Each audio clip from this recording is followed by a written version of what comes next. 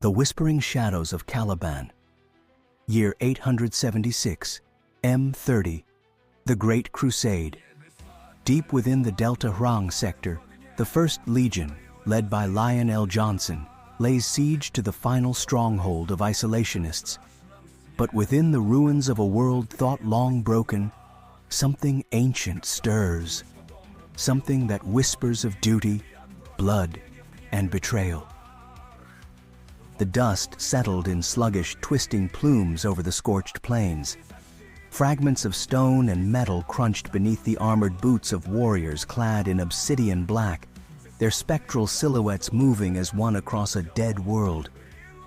The Emperor's wrath had come to Balfour without mercy, a world turned outcast, a world that had rejected the will of Terra, now crushed beneath the heel of the First Legion. Resistance was shattered. Its defenders, abandoned by their gods, were nothing more than prey in the slow and inevitable slaughter. And yet, Lionel Johnson felt something else. He stood amidst the ruins, his piercing gaze fixed on the hazy, smoke-filled horizon. The wind carried the faint groans of broken war horns, impaled upon the mutilated carcass of the planet. But beyond the collapsed walls of the sundered city, in the depths of its ruins, something waited. Something watched. My lord. He did not turn. He knew the voice. Beside him stood Ramiel, his trusted paladin. The sigil of Caliban adorned his battered pauldrons, etched with the scars of battle. You feel it too. The lion's voice was quiet, but unyielding. Ramiel hesitated, then nodded. Scanners detect anomalous fluctuations in that sector. He gestured toward the ruins. The lion already knew. There, beyond the wreckage, something lingered. Not Xenos, not the stench of the warp, but something familiar. A whisper. Faint, but slithering through the air, crawling into thought, into memory. The lion moved forward. "Advance!" he commanded. His warriors followed in disciplined silence, moving through shattered archways, collapsed corridors of ancient temples, halls that bore the echoes of a people once great, now nothing more than dust beneath the march of the Imperium. And then, the darkness shifted. Shapes rose from the ruins. At first, they were mere shadows, wavering as if tricks of the eye. Then, they took form, tall, wrapped in the desiccated remnants of armor, ancient as the night-black forests of Caliban itself. Their eyes burned red. Ramiel raised his bolter, but the lion lifted a hand. The figures stared at him. They knew his name. You betrayed us. Voices, worn thin by centuries, echoed through the dead stone. The lion tilted his head. Name yourselves. The shades faltered. One stepped forward. Its voice was brittle, yet heavy with a weight that gnawed at time itself. You forgot us, lion. You left us in the dark, but we remember. Ramiel stiffened. What heresy is this? The lion did not answer. He already knew. Caliban, long nights before the coming of the Emperor.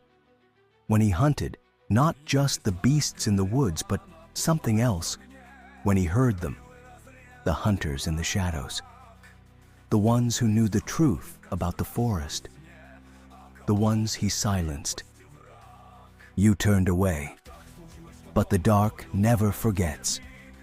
The lion stepped forward. I have no regrets. But you fear. The void split open. The warriors fired, but their rounds vanished in the air. Ramiel roared, charging, but clawed hands seized his throat, dragging him into the abyss. The lion struck. His blade sang, carving through the dark. And the dark screamed, but it did not die. Figures closed in, dozens, hundreds, their silent forms encircling the lion in a starless void. But Lion L. Johnson was no mere man. He was more. His blade ignited. A light, blinding, searing, cleaving through the phantoms. They shrieked. They dissolved. The darkness withdrew. The lion straightened. He stood alone. His warriors were dead. Ramiel was gone. Balfour had fallen. The Imperium had won. But the lion walked away in silence. A shadow remained in his heart, a whisper from the past. Caliban does not forget. And somewhere, in the forgotten corners of the galaxy, the whispers spoke his name once more. Shadows of Caliban, Part 2. 3 weeks have passed since the fall of Balfour. The world is broken, but not conquered. Lion L. Johnson knows something escaped his blade, something ancient. Now the First Legion returns to finish the war. But on this planet, war never ends. The dust rose over Balfour once more. The scanners read nothing but emptiness. Yet Lion L. Johnson knew something was waiting in that emptiness. The First Legion had returned. This time there was no reckless assault. The Dark Angels did not waste strength. They came as hunters, in the shadows, in silence. In the ruined labyrinths of the dead city, bronze-clad figures moved unseen. The shadow hunters of the First Legion stalked their prey, each step calculated, each breath measured. Their power blades shimmered for only a heartbeat before striking. A lunge, a kill, instant death. On the distant plains, the Legion's claws advanced, a battle formation of armored vehicles locked in an unbreakable pattern. The vanguard set up tarantula sentries, automated weapons with Lascanon arrays sealing off retreat routes. When the storm began, the sky cracked open with fire. First came the thunder of the Caliban's mauls, the planetary bombardment raining from the heavens. Then, through the howling wreckage, the pale swords fell, elite shock troops, crashing into the battlefield like iron meteors rising from the impact, severing all paths of escape. The blockade was complete. The lion stepped forward, and the shadows recoiled, but they did not vanish. Cursed spirits, Ramiel muttered. He was alive, but not the same. His eyes burned. His voice came from far away. The lion looked at him. You have returned. Yes, but not alone. Figures emerged from the ruins. They were like us. They were us, the shadows of Caliban. Their war had only begun. Shadows of Caliban, Part 3, Final. Night fell upon Balfour. The First Legion had sealed the siege, yet the enemy hidden in the darkness did not falter. Lion L. Johnson now stood face to face with Ramiel, his old comrade, who no longer belonged to the realm of the living, and the shadows whispered his name. But was it the voice of the past or the future that awaited him? The lion did not flinch. Dark figures surrounded him, merging with the gloom.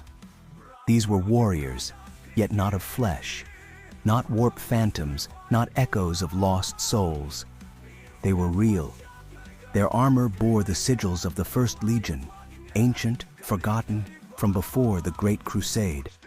Their swords were forged on Caliban, yet darkened with a patina of age, as if their blades remembered a war no one dared speak of.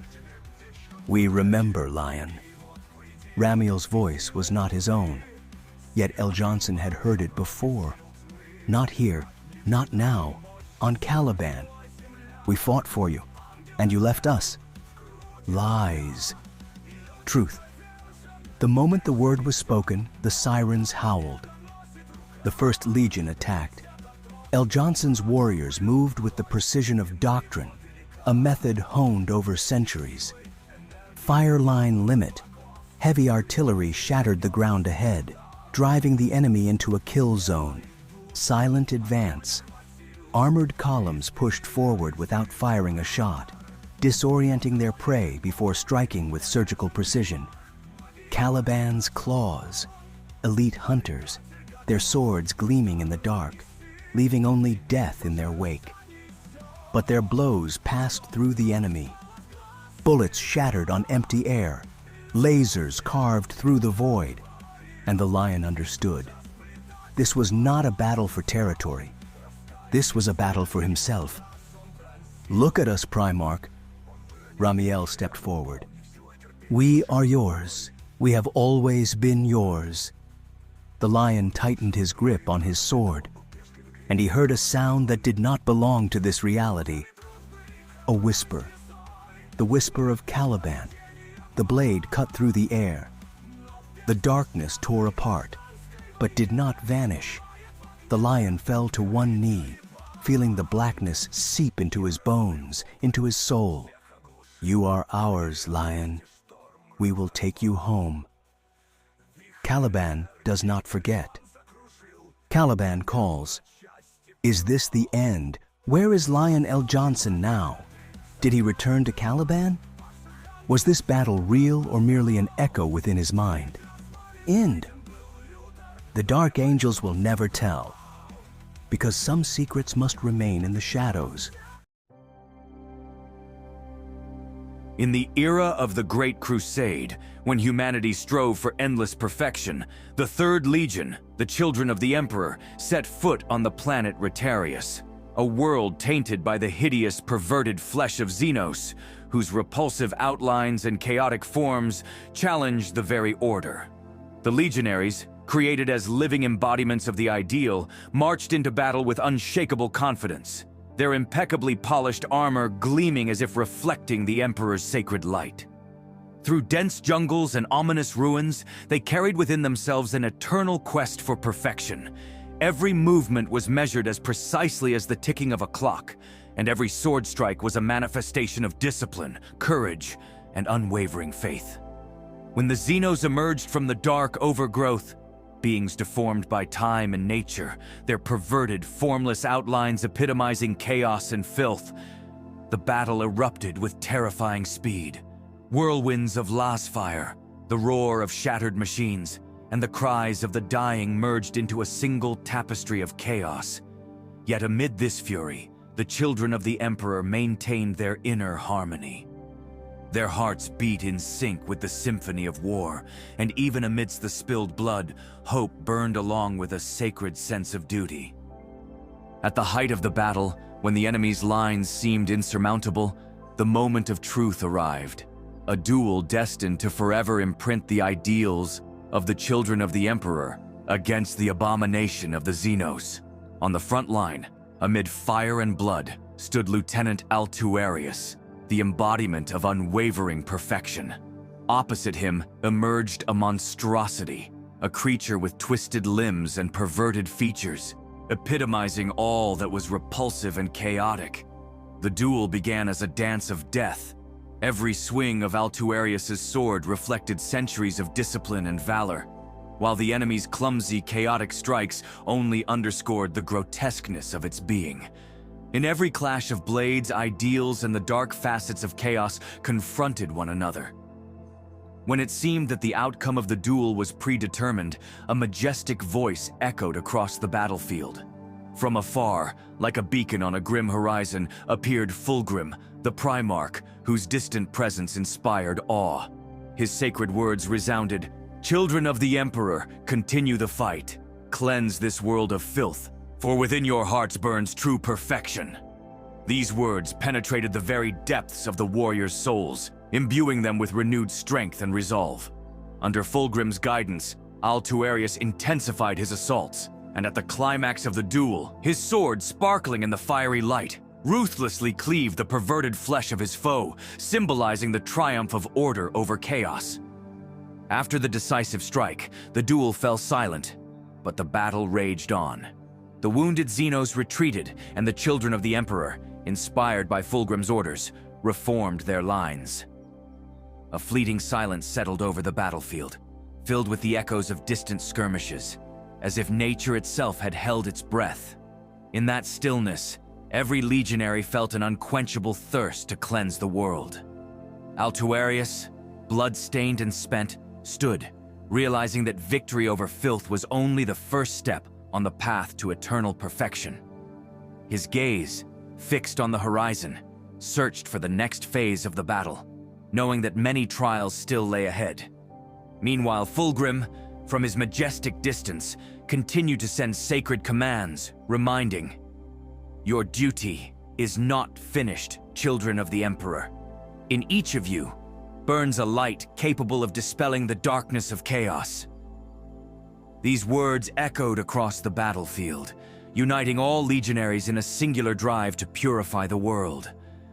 With renewed determination and unparalleled valor, they once again charged into the fray, understanding that every drop of blood, every wound, and every victory was a step toward creating a new, perfect order, one in which the Emperor's ideals would prevail over chaos, and humanity would be reborn from the ashes of war.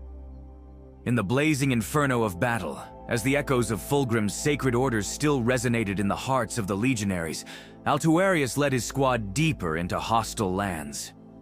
Through the dense fog of ruined structures and ominous shadows, every drop of blood and every clash of metal became a hymn to their eternal duty.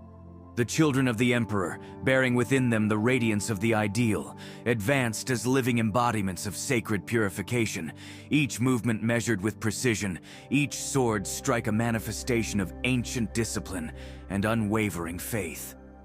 The sounds of battle commands merged with echoes of old hymns, reminding all that even in the most treacherous darkness, the light of the ideal cannot be extinguished.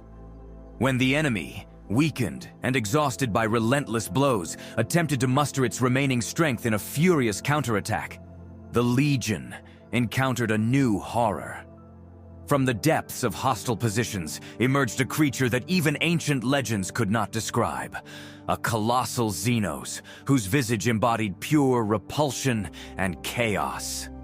Its ferocity and untamed power challenged every doctrine of the children of the Emperor. In that decisive moment, Altuarius once again entered into a duel, but now his opponent was no ordinary foe. It was the very embodiment of destruction. Every strike of his sword reflected centuries of discipline. Every parry became a symbol of the struggle for light amid the mists of darkness.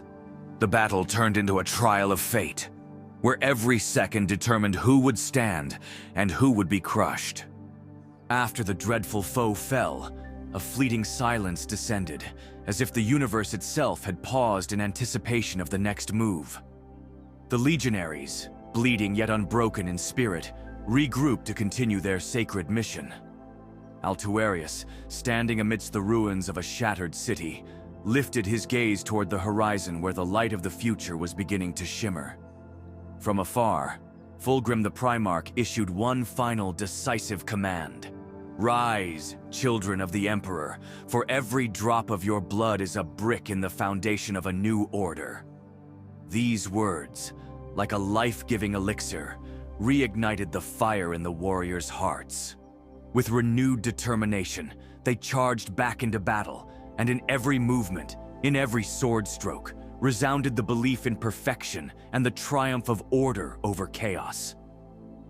In that moment, merging with the roar of battle, the Legion ascended to new heights, forever sealing their fate as heralds of a new, enlightened world. Beneath a leaden sky, where the pale light of dying stars faintly recalled the ancient times of grandeur, a nightmarish landscape of ruined worlds unfolded. Across the relentless expanses of oblivion, where every stone was steeped in the blood of past battles, emerged the Third Legion, the children of the Emperor. These warriors, celebrated in legend and weathered by centuries of war, embodied the very ideal forged in the sacred crucible of the Emperor's rule. EH-1 was like a masterpiece of martial sculpture, muscles honed to perfection beneath cast armor, refined features that reflected both the cruelty of war and an unfathomable faith in a higher order.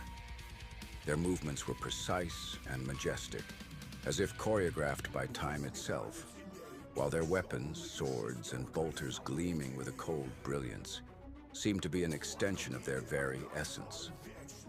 It was no wonder they were called impeccable duelists.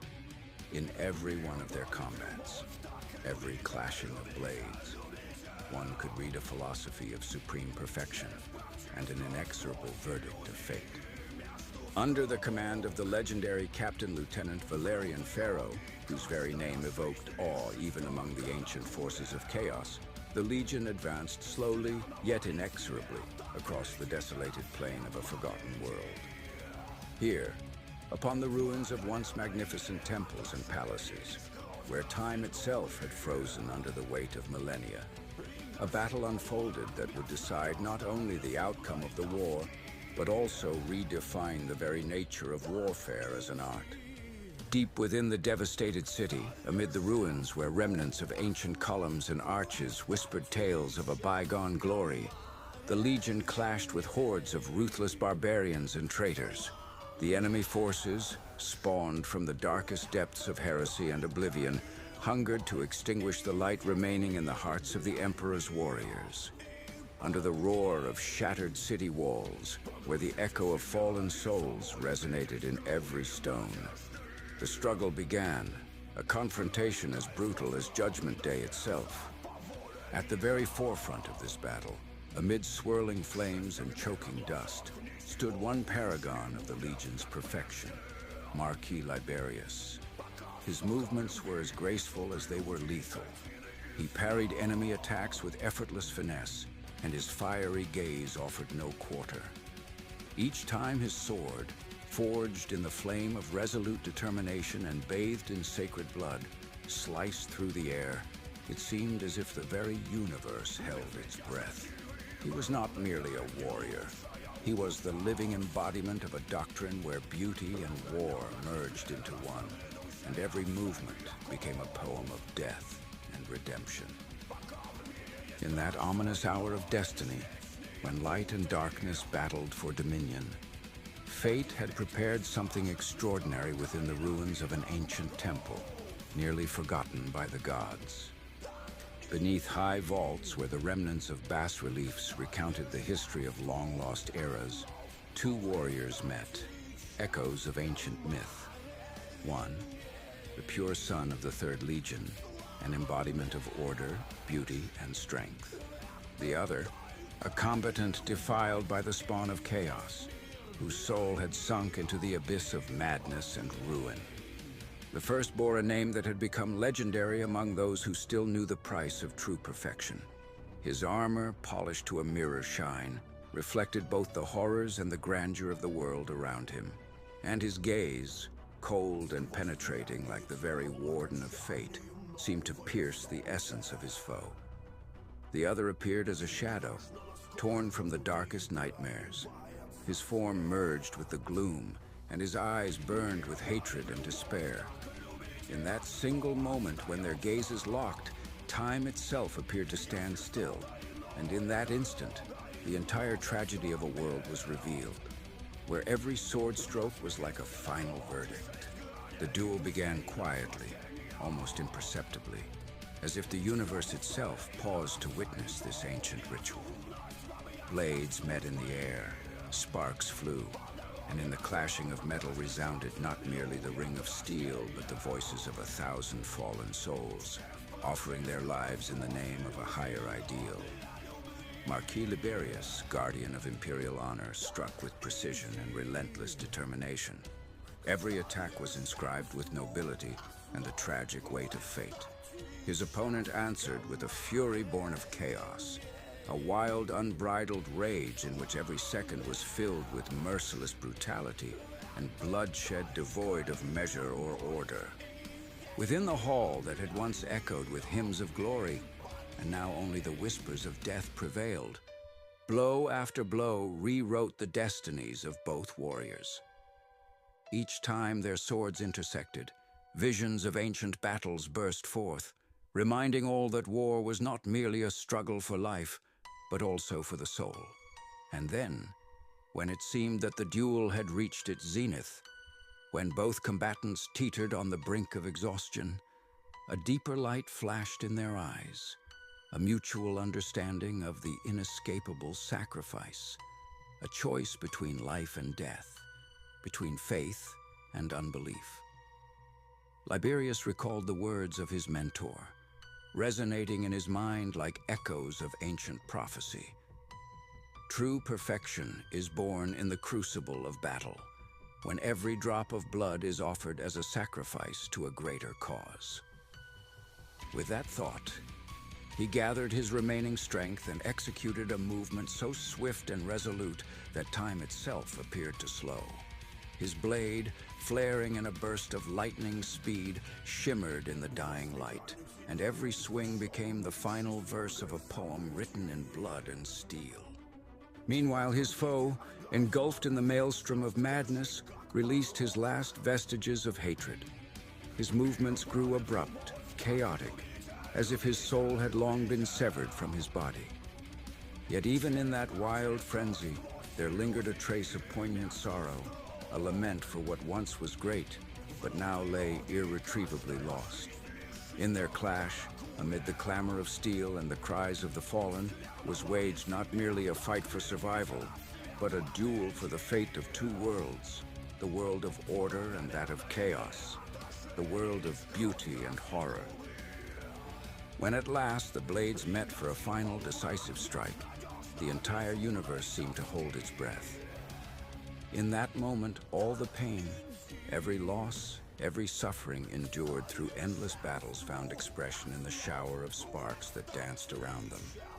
As Marquis Liberius gazed into the unfathomable eyes of his adversary, he perceived not only malice, but also a glimmer of the lost humanity. And this realization imbued him with strength hitherto unknown. He understood that perfection was not solely in the gleam of steel and the choreography of combat, but in the capacity to forgive even in the deepest darkness. With a thunderous, world-shaking blow that echoed like the lament of vanquished worlds, his strike pierced his enemy's armor, a ray of light cleaving the darkness. Yet, in that very instant, his opponent, as if summoning his final bastion of despair, countered with a blow of equal ferocity, and their swords clashed with such force that the entire wasteland trembled with the vibrations of this eternal drama. In that collision, there were not only the sounds of clashing metal, but also the anguished cries of countless dead, bearing witness to the inexorable cost of war. Moments, stretched into an eternity, gave way to a relentless succession of attacks and parries, each leaving an indelible mark on the hearts and souls of those who fought. For some, the battle became a ritual of purification. For others, it was the final trial of their spirit. Liberius felt that with every drop of spilled blood, his soul was simultaneously being cleansed and burdened with the weight of loss. As if the Emperor himself spoke through this mortal dance. His movements were both precise and mechanical, as though the very nature of war whispered ancient secrets into his ear, guiding him to fight with an unyielding resolve and cold calculation. Thus the duel continued, a contest where every second was imbued with tragedy and philosophy, where the fates of two warriors intertwined into a tapestry inseparable from that of a galaxy ravaged by endless strife. Here, amid the ruins of an ancient temple and the echoes of bygone eras, a truth began to emerge. The true perfection is not born solely in flawless victory, but in the very struggle, the measured stroke of a blade, the cadence of each parry that reflects the intricate and ambiguous nature of existence. And when, just as it seemed, nothing could shatter that eternal moment, the silence was rent by a sound that sent shivers down the spine. A final decisive blow that would change the fate not only of these two warriors, but of an entire universe, weary from ceaseless wars and suffering. The sweeping arc of Liberius's sword, so precise and relentless, became the symbol of his unwavering faith in the light for which he fought, while his foe, in his final tragic moment, found in his act a semblance of redemption so elusive in the realm of chaos. As sparks flew in the gloom of the ruined temple, it became clear that this duel was no mere clash of two warriors. It was a ritual in which love and hate, faith and despair, order and chaos converged. In every strike and parry was inscribed the history of entire epochs, and one warrior's triumph spelled the downfall of a world bereft of hope. Part 1. The Siege Odyssey. Chapter 1. The Harbinger of Destruction. The skies over the planet. Artasia was shrouded in impenetrable darkness, interwoven with ominous lightning and clouds of toxic gases. Every drop of acid rain that fell upon the scorched surface seemed to embody the wrath of ancient gods, an omen of inevitable ruin. Here on this forsaken world, forgotten by the Imperium, nightmarish visions were born, and the horrors of war took tangible shape. Every crack in the shattered stone and every spark among the ruins became a symbol of inevitable doom. Amid the heavy roar of armor and the mechanical voices of war, a monstrous chorus, the legionaries of the 4th Legion, the Iron Warriors, marched forward. Their massive power armor, scarred by countless battles, reflected the darkness of the void, while the faces behind their cold visors betrayed neither fear nor doubt. At the very front of the column strode Praetor Varrox, the embodiment of iron resolve, stripped of pity and imbued with the determination to destroy anything that dared to stand in the path of the Emperor. In the gloom preceding the coming storm, Varrox paused upon a crag overlooking the ancient fortress. This stronghold, erected long ago by an indomitable people and now cast aside for heresy against the Emperor, stood as a testament to faded glory. Its stone walls, etched with archaic runes and time-worn symbols, appeared unyielding. Even they trembled before the onslaught of inevitable death. The wind, heavy with the scent of sulfur and char, carried echoes of dying screams, the reverberations of alien prayers and desperate cries, a single, mournful chorus of ruination. "Praetor, we are approaching the breach," the servitor intoned mechanically over the din of battle. Varrox merely inclined his head in a grim acknowledgement. He knew that for the Iron Warriors, every human life was but a minute cog in the grand design of the Emperor's will, and any sacrifice was the price of ultimate victory. His gaze, hidden behind mirrored visors, captured every detail, the flicker of flames, the movement of the shadows, to be stored away for use in the relentless machinery of conquest. With every passing moment, as the siege drew near, the very heart of the planet seemed to falter, heralding the coming tempest of steel and blood. For those who once called this land home, hope had long since been extinguished. Only cold, inexorable metal remained, destined to efface all that had come before. Chapter 2. Hearts of Steel. When the first salvo of the siege artillery shattered the nocturnal gloom, Artasia erupted in a blaze of fire. Explosions reverberated across the barren plains, hurling stone fragments skyward and causing the shattered remnants of infrastructure to clatter like broken teeth. Step by inexorable step, the enemy advanced, the army bereft of mercy, poised to annihilate all that lived. At the forefront, behind veils of smoke and swirling dust, Varrox surveyed the movements of his warriors. His face betrayed not the slightest emotion. For him, everything was the execution of an unyielding command. His thoughts were stark and unambiguous. Men are nothing but expendable instruments, mere fodder for the great war machine. Their lives count for nothing if their sacrifice brings us closer to ultimate victory. Behind the Praetor, the engines of the siege engines roared, a legion of colossal war machines designed to breach even the sturdiest of fortifications. Each device was a masterpiece of grim engineering, the very epitome of the Iron Warriors' art of siegecraft, a craft that was not a mere trade but a doctrine. They understood only iron, both outside and within, could impart true meaning to victory. The first shells pounded against the massive fortress gates. The metallic screech and piercing shriek of destruction mingled with the agonized cries of foes struggling in vain to resist. Explosions shook the environs, lifting clouds of ash and debris that danced in a vortex of devastation. The legionaries, heedless of pain or fatigue, surged forward, their battle cries merging with the mechanical roar of the siege engines. At that moment, one of the commanders stepped up to Varrox, his voice low and tinged with urgency. "Praetor, the enemy is regrouping at the northern tower. Should we fail to breach this position, our losses will be incalculable." Varrox's reply was icy and resolute.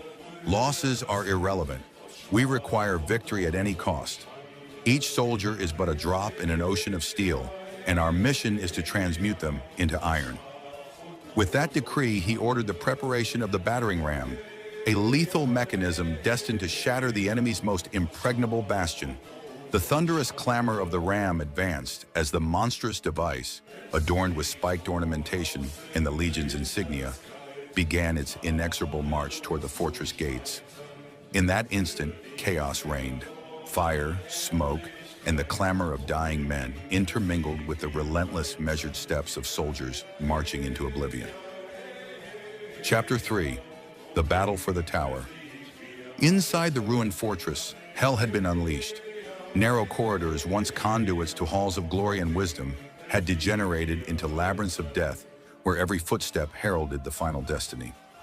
Varrox, leading his elite squad, pushed through the grim passageways where the walls trembled from distant explosions and the ground was slick with blood and debris.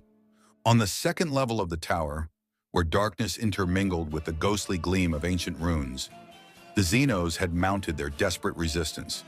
They gathered in frantic disarray, striving to defend the last vestiges of their faith. Strange blue beams from alien energy weapons cut through the gloom, etching fleeting silhouettes of doomed warriors upon the stone. Yet even this frenzy paled before the unyielding might of the Iron Warriors. In the heart of the melee, Varrox advanced. Wielding a heavy chain grenade launcher as if it were an extension of his own arm, he hurled a grenade with cold precision into the midst of the enemy ranks. The explosion that followed was cataclysmic, a violent burst that reduced flesh and stone alike to dust and sparks. The reverberation of the blast, echoing through the halls, rang out like a death knell for the Xenos. The ensuing combat in the corridors devolved into brutal close-quarter slaughter. Every clash of blades and every blow of hammers sent showers of sparks and droplets of blood flying. The legionaries, devoid of sentiment, fought with an almost inhuman precision. Each movement mechanical, each strike exact. In every swing and every cry of death resounded a single unyielding philosophy. Only through the purity of iron could true order be achieved. Meanwhile, behind every corner and around every doorway, the last remnants of the enemy lay in wait. The war here was not merely a clash of bolter fire and sword strokes. It was a battle of wills, a contest in which every combatant recognized in the chaos the mirror of their own demise. Yet for the Iron Warriors, such reflections were luxuries afforded only to the weak. Real life was measured solely by the visceral evidence of victory written in blood. Chapter 4. The Command Threshold. At the pinnacle of the tower, in an immense command hall where soaring vaults and ancient symbols wove an atmosphere of forbidden knowledge, the Xenos had gathered around their final hope. In the center of the hall loomed a figure that defied human warmth, a creature clad in bony plates with eyes burning with an unearthly, frigid light. Its very presence pierced the soul, sending shivers even through those battle-hardened by countless wars. In that chamber, resonating with the echoes of archaic rituals and eldritch incantations, the murmurs of curses and prayers intertwined into a single, ominous susurration. It was as if the very stones of the hall had come alive, absorbing the agony and suffering of the fallen. Varrox, having fought his way through corridors stained with death, finally reached the foot of the enemy's throne, a place where time itself seemed to have halted and every stone exuded an ancient malice. "Invaders from the void!" intoned the monstrous creature in a language both archaic and unearthly, its words reverberating off the vaulted ceiling and instilling dread in every heart present. Undaunted by the malignant aura of his foe, Varrox showed not the slightest hesitation. In his cold, unyielding heart, there was no room for fear. Slowly, deliberately, he raised his hand to issue the final command. Exterminate them!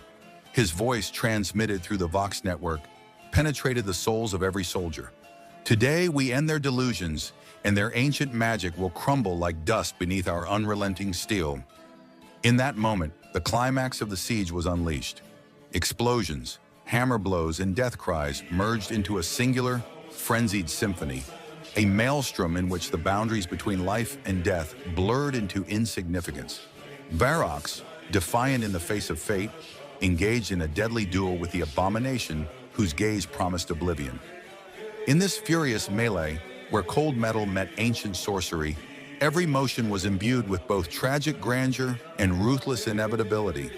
The steel blades of the Iron Warriors clashed amid showers of sparks and the sanguine glow of enemy blood.